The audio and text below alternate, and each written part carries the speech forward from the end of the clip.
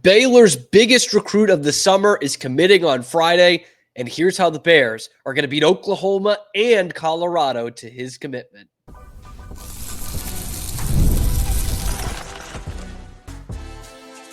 You are Locked On Baylor, your daily podcast on the Baylor Bears, part of the Locked On Podcast Network, your team every day. Hello there, Baylor fans. Welcome to another episode of Locked On Baylor. I'm your host, Cam Stuart. It's part of the Locked On Podcast Network, where it's your team every day. It feels like it's been a while since I've actually got here and talked to you guys. We have got a full show. We are talking about the biggest recruit of the summer for the Baylor Bears and why he's going to choose Dave Aranda's squad on Friday. Plus, we will talk about Media Days, which starts this week, today, actually, in Frisco, who we want to hear from, and why. Who we want to take a stand is probably more like it. And Scott Drew, he always schedules tough. Well, here he goes again. We'll talk about the home and home series with a conference champion from last year and a name that you'll remember pretty well. All that and more coming up on this episode of Locked On Baylor. We start where we start. There have been some big recruiting wins in the 2026 class already. There will be some big 2026 recruiting wins to come. But this summer, the biggest name for the Baylor Bears is Jordan Clay from San Antonio Madison, and he has announced that he will make his commitment on Friday, July the 11th. That's this Friday, basically picking between Baylor, Oklahoma, and Colorado. Okay, we already know Quinn Murphy, a huge part of this 2026 class.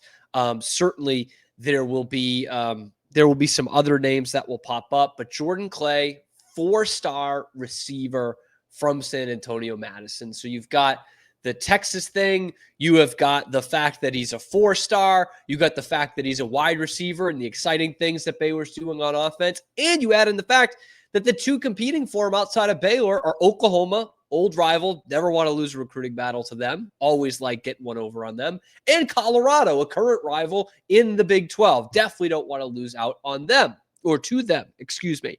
And Jordan Clay is one of the most sought-after skill position players in the entire state of Texas. I mean, the kid is that good. He is that explosive, and Baylor's been on his path for a long time. A long time. We'll get into that in a second. Let's talk about Jordan Clay and the measurables. Gabe Brooks, one of the very best recruiting specialists in the entire country, did a kind of a nice long write-up on Jordan Clay.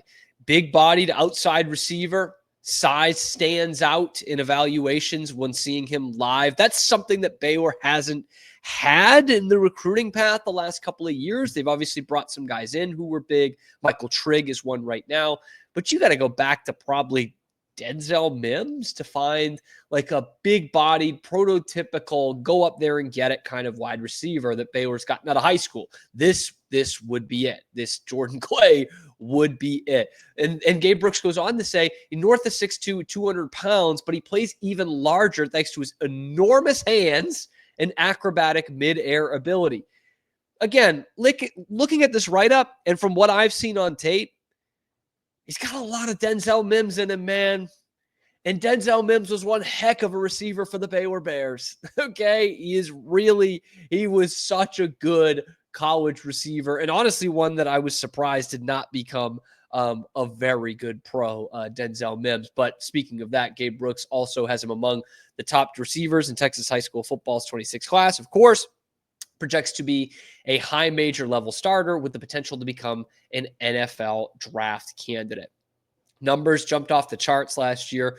41 receptions in 6A football, 41 receptions for 900 yards, 5 touchdowns, 22 yards a catch, had a pick on defense as well. And what's funny is he had even more catches as a sophomore when he wasn't getting double covered every game. 2023 got 42 passes for 819 and 11 touchdowns and just 19 and a half yards per catch. District 28 6A newcomer of the year as a freshman in 2022. He also had 600 yards and 8 touchdowns in that season as well. The kid is produced from day one, stepping into major Texas high school football. Again, one of the top receiver recruits in America, not just the state of Texas, But I mean, let's be honest. That's all that really matters is the state of Texas. And I said it earlier. Baylor probably has a bit of an edge because they have been in on them for a long time. That's not just me blowing smoke. That is, we have heard it from Baylor recruits before, ones that were like, wow, you picked Baylor over blue blood X, Y, and Z. Why is that? Because Baylor was on me from day one. Baylor was always checking in. Baylor was the first major school to give me an offer. This, that, and the other.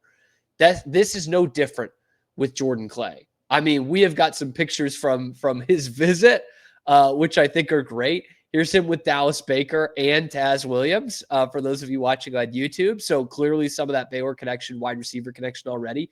But this one is fantastic. Him with Dallas Baker, who is wearing a T-shirt of a different picture of them from one of his other visits. This was from his official visit last month. Obviously, we talk about it a ton on this show, how important those 3 visits are, how limited you are. And so when you pick these schools, like they are really seriously have their hat on the table. Well, he had Oklahoma, he had Colorado, he had Baylor. He's got some good programs after him that he didn't take an official visit to. Arizona State, Arkansas, Texas was in on him quite a bit. Steve Sarkisian, all gas, no brakes. And Baylor, right up at the top there. You've got kind of the traditional powerhouse of Oklahoma. You've got what they think is a new blood. I mean, let's have them win something first. Colorado, Deion Sanders, flashy. They've got, obviously, one of the top quarterback recruits in the nation going there next year. But we talked about it with Scotty Swingler before the 4th of July break. Baylor is so well set up at quarterback for the future. I'm hoping Jake Spavital is here for that future too, but we know how this works. Like if they have another offensive season like they had this past year, Jake Spavital will be a head coach somewhere, or an offensive coordinator at one of the 10 or 12 biggest programs in America. Like that's just how it works. But with this philosophy that Baylor has right now, Dallas Baker ain't going anywhere anytime soon, it looks like. Keenan Hall, from what I've heard, is not going anywhere anytime soon, even though there's quite a few schools that have been after him. And Dave Aranda, if he has another season like last year, he ain't going anywhere. And after Sawyer Robertson, you're talking about Walker White, Luke Bennett, Edward Griffin, Quinn Murphy. Some combination of those two under center for the next 5 seasons for Baylor. That is tremendous continuity that we can look at right now. And I know Quinn Murphy has been hard on the trail for Jordan Clay as well. This would be a humongous victory. Again, we talk about Murphy, already got his signature. Of course, we'll talk about, guys like Jamarion Phillips, but this is a massive, massive commitment for Baylor if they're able to get Jordan Clay's signature. This would feel very much like Taz Williams last year. And honestly, no shade to Taz at all, but Jordan Clay has better numbers in high school. Taz was the most offered player in the state of Texas. Everyone was after that kid, and Baylor was not on the radar, really, on signing day, and he made that shocking pick. This would not be as much of a shock, but would still be humongous for the Baylor Bears to get Jordan Clay in here and really show a commitment to, we're sticking with this offense. This wasn't a one-year fluke thing. It's worked for Baylor in the past. It works right now with the personnel that we have. We need to get some more dogs in here. Jordan Clay's a dog, man. He is a dog. And that would be a humongous jewel to the crown of the 2026 class. And we will continue to see that recruiting class ascend into the top 40, the top 30, dare I say the top 25. It could happen with someone like Jordan Clay signing on the dotted line, or at least picking up the Baylor hat on Friday. So keep on the lookout for that. We'll, of course, have the updates for you as we get them. But let me know what you think about Jordan Clay and how important he is to this recruiting class. Let me know in the comment section below, or tweet at us at Locked On Baylor if you're listening wherever you find your podcast as well. And keep those mailbag questions coming in. We're working those into some of those this week. And I'm always up for some mailbag questions. If you guys have them, have someone or something that you want to see covered in these kind of slower summer months here on Locked On Baylor. Although I got to say, the viewership has been pretty darn good for the summer. I appreciate you guys sticking along Locked On Baylor is rolling on. We've got 2 more segments, folks. We're not going anywhere just yet. Media Days, Frisco, today. Who do we want to hear from? Who do we want to hear take a stand for the Baylor Bears? Let's talk about it next on your favorite show, Locked On Baylor. But first, today's episode is brought to you by our good friends over at Gametime, the only ticketing app that I use, and there's no bull about that. You ever decided at the last minute to head to a ball game, your friends, family? Maybe it's game day. You suddenly realize, you know what? I want to be there. And Cam Stuart always says, if you have a chance to go there, go there.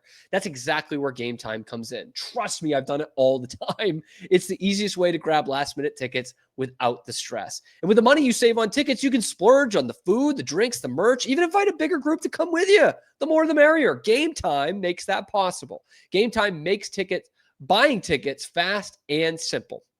Prices on the app actually drop the closer you get to first pitch, face-off. They've got incredible last-minute deals, clear seat views, and a lowest price guarantee that takes the worry out of buying. Okay, seat views right in the app before you buy. That's huge for me. You guys, we're done with obstructed view seating, and so is Gametime. That's the way to get around it. Take the guesswork out of buying tickets with Gametime. Download the Gametime app, create an account, use the code LOCKEDONCollege for $20 off your first purchase. Terms do apply. Again, create an account, redeem the code LOCKEDONCOLLEGE, Locked On College, for $20 off. Download Gametime today. Last minute tickets, lowest price, and that, of course, is guaranteed. Rolling through on Locked On Baylor, one of the best parts of the summer for those of us making content, Media Days. Today, Frisco. We've got them for the next couple of days. Most years, I would say, to heck with Media Days. What do I need Media Days for?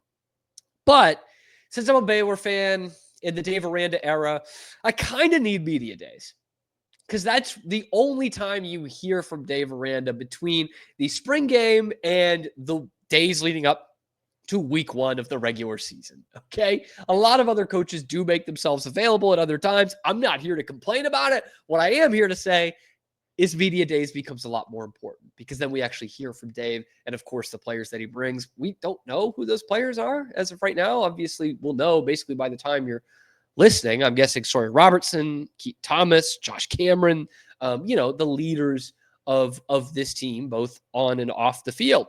But I do need to hear from Dave Aranda. In fact, I need to hear from him about something very specific. I'll use the Sawyer Robertson quotes about how much he loves this team and where he sees this offense going, and Josh Cameron telling a little bit about his story, and Keaton Thomas going from the understudy to the leader in year 2. Like we're going to consume that. That is going to be important, and we'll talk about that throughout the next couple of weeks. But I really need to hear from Dave Aranda on one specific subject, and I doubt he's going to say anything, but Baylor fans are wondering what the heck is happening with this Ashton Hawkins situation. I've talked about it a few times since the news dropped in mid-May that he was suddenly ineligible, but how is it that we are past the July 4th holiday and we don't have any updates on that? That's bizarre, even by NCAA standards. Like, again, the kid just has the rug taken out from under him in mid-May after the Senior Bowl, after the Combine, after the NFL draft, after spring football. Can't even enter the transfer portal. Not that does much for you when you're ineligible, but you just left the kid no choices. In classic NCAA fashion, screw the student athletes, man. And it's ironic, I guess, in a way, that it comes because the NCAA was trying to unscrew the athletes by doing NIL. The reason why these guys got an extra year is because they were a JUCO and they didn't get the NIL opportunities. And so by the NCAA saying, you know what, you're right, we'll give you the extra year. Why don't you go out there and make you some money, Ashton? 4 months later, they say, actually, we don't want you to do that. I hear Canada's lovely this time of year. Like, that's what they're telling Ashton Hawkins. The Jet Elad thing was done and dusted within 2 months. Not even. I think it was like 4 weeks. It was done. By end of April, he was good. By mid-May, Ashton Hawkins gets this handed down to him. It's almost been like a case-by-case basis. And almost 2 months later, we've got nothing. Nothing. And Ashton Hawkins is tweeting about it like, still ineligible here. Can anybody hear me? And Baylor doesn't need to do this. I know there will be some people that disagree with this. Baylor doesn't need to do this, but I really wouldn't mind if the university, the athletic department, or the head football coach was just like, you know what? This is a load of crap. Like, I know it's not Dave Aranda's style, but wouldn't it make you feel better if you went up to the podium and said, this is horse excrement and we are fighting against this? Ashton Hawkins should be eligible. This is classic NCAA. Pull the rug out from underneath us when he has no options and the team has no options. And he should absolutely be reinstated. We look at what they did for Diego Pavia. We look at what they did for Jet Elad. Like, where is that? You know what I mean? Why isn't anybody from Baylor out in front of a camera and just pounding the table and saying, this is bull and we're not going to stand for this? It's so Baylor. Kill them with kindness. I know. Real G's work in silence like lasagna. I know. But there comes a time where you've just got to bitch about some things, man. And I'm using that as a verb so I can say it. But like, that is something I've always commended Mack Rhoades for, is he's known when to stay in the background and when to go to the forefront. He came into this job under, a PR nightmare, and he was out there on the forefront. We talk about it all the time, the Scott Drew thing when he got ejected. Scott Drew doesn't get ejected. And so Mack Rhoades went to the podium after that game and said, look, I don't normally do this, but that was a load of crap. And they're going to hear about it. I'd love to hear from them about this. Obviously Dave doesn't say much. It was, And Mack Rhoades is taking shots at Rob Wright and his family, which is justified. But like, you've got what? Your third leading receiver on the team last year, second leading receiver on the team last year, sidelined for no reason. None that we've heard. Maybe there's something behind the scenes. And that's why they're not saying anything. But from surface level, from what we've seen and the other cases that are very similar, there is no reason that Ashton Hawkins should not be eligible right now on July the 8th. But he is. And we'll see how the media handles this. It's something that, Baylor is not on an everyday news cycle. It's something that happened 2 months ago. I would be stunned if no one at media days asks Dave Aranda about that. Of course, whoever it is will probably get in trouble through Baylor, but I would be stunned if nobody asks. And I wish I could get out there. If I wasn't doing a move this month, I would. I'd be down there in Frisco asking these questions. And again, that's not to be like, oh, this is Dave's fault, but I just want somebody to stick up for this kid and say, we're fighting this. Anybody from the university. Because right now, for all we know, nothing is going on. I'm sure they are fighting it, but we don't hear anything. And we're just left to wonder, is Ashton Hawkins going to be on the roster this year? I think fans deserve an answer for that. Ashton Hawkins might deserve an answer. I don't know if he has one. That's what I'd like to hear from in media days this week. And of course, we'll take the schmaltzy stuff too. We'll look at this Baylor offense and Sawyer Robertson and Keaton Thomas on the defensive side. We'll hear from all that. But I want somebody to say something of an update of what's going on with Ashton Hawkins. That is a crucial ruling for this team. I think they can be a good team without Ashton Hawkins, but the best version of 2025 Baylor football has Ashton Hawkins in the slot catching touchdowns. But anyway, let me know what you guys think. Who do you want to hear from? What do you want to hear? Do you want to hear an update on Ashton Hawkins? Because I want to. And nobody's got anything. Trust me. I've tried the phone lines. I've hit the lines. Let me know what you guys think in the comment section below. Be sure to like the video, subscribe to the channel. Of course, we're coming at you 4 days this week and then back to 5 back to 5 next week. So bring the mailbag questions, guys. That's a month and a half till we got football. So I'm going to need some help. Anyway, let me know what you guys think in the comments. Locked On Baylor rolls on. Scott Drew, he's done it again. He loves a tough matchup early in the non-conference schedule. That son of a gun, he's doing it again. How this new matchup announced on Monday is going to help this brand new team. Let's do it next on Locked On Baylor.